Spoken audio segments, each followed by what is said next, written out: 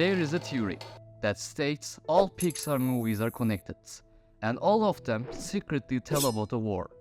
A war for power struggle between humans, animals, and artificial intelligence. That every Pixar movie is in the same universe, but different times.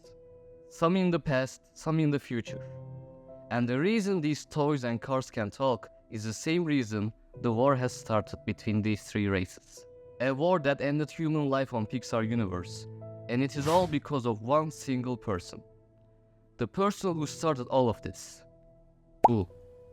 But why? And how did Boo do this? Go around the horn, faster! I look for the giant chicken! In the Pixar movies, every movie is connected and each movie is consequence of another movie. And it all starts with Brave. In Pixar universe, we can see the animals are getting more and more intelligent every movie. And chronologically, the first time we see this is in Brave with the witch. The witch introduces us to the term magic. Now, later on this video, we will understand what this magic is.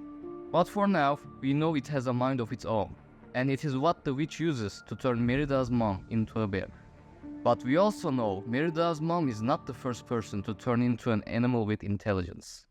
The witch has turned Mordo into a bear before, the first animal with consciousness in the Pixar universe.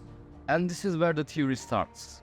If the witch turned people into animals that have a mind of their own, isn't it possible that she turned other people into animals as well?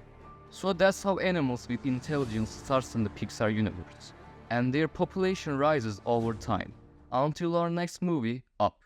Charles Mons is the first person to realize this, so he creates a color for these intelligent animals to talk. But also the first time we see the mistreatment of animals by the humans. And the evolvement of the animals continue. In Finding Nemo, we again see an animal getting captured by humans. And also we see animals getting organized to save one of their own. So they are getting smarter. And in Ratatouille, we see the rats cooking food, an ability that belongs to humans.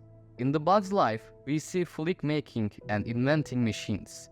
The intelligence of animals keeps on rising and rising. But it's not just the animals that are getting smart. This magic we talked about at the beginning, as you will understand at the end of the theory why, also gives life to toys. But toys are getting mistreated as well. Sid tortures his toys. Jessie's owner abandons her, so she grows resentment for her. And Lotso gets replaced by his owner, and he starts to hate humankind. We are witnessing the humans both treat animals and the toys badly, which forces them to have a hunger and craving for power over them. Which leads us into these groups wanting to end human life. But who can do something like this? Who can do something like this? Who can do something like this? But toys and animals aren't the only ones to evolve. Humans evolve over time as well, and some of them evolve into supers. But this births the rise of artificial intelligence as well. Just like we see in The Incredibles, these machines hunt the supers, and once they hunt them all down, they turn to humans because there's no one left to protect them. That's when we realize the Cars takes place in the future, where the machines get intelligent and the Cars start to have a mind of their own and live in the earth while the human race has ended. But sometime later, the pollution starts in the earth and ends the car race as well, which leads us to Wall-E. And this pollution is so dangerous, it starts the birth and evolution of the monsters. Yes, the pollution caused the birth of the monsters. The Monster Inc. takes place furthest in the Pixar universe.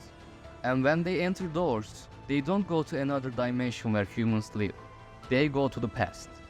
That's when we witness the beautiful relationship of Boo and Sully and their goodbye.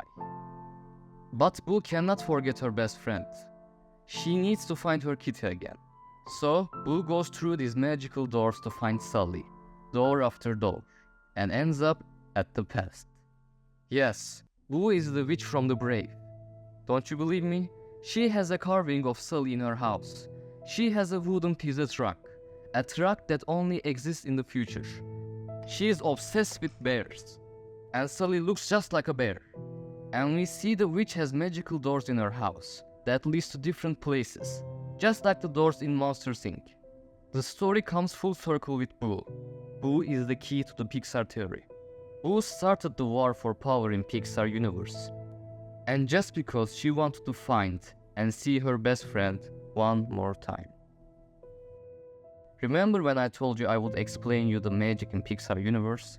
Well, here it is. The magic that makes animals, cars and machines, the toys intelligent is memories. Human memories are what powers them. Look at every Pixar movie, especially the latest ones. It's all about memories. Human memories give life to these toys and machines in the Pixar universe. Weezy gets sick when Andy forgets about him. Bing Bong dies when he gets forgotten by Riley. And look at Coco. If no one has a memory of you after you die, you will end up dying a second death and will be gone forever. So that means, in the end, everyone will eventually die a second time and will be gone forever. That is why Boo is searching for Sully, not just to find him, but to keep him alive. Boo now exists in the future and the past. She has made a loop, so whatever time you are on the universe, the memory of Sully exists. Memory is what powered toys, just like fear did in the monsters world. An emotion that creates a fearful memory. It is the source of magic in the Pixar universe. So Boo learns this magic and causes this war just to keep his best friend Sully alive. But every story has a villain, right? Even a theory needs a villain. A villain who ended the human race from Pixar universe. A villain who created these machines to kill the supers so they cannot protect the human race. A villain who introduced all-in-one to poison and end the Cars race. A villain who started to control everything in Earth so they can start the pollution and end the human race.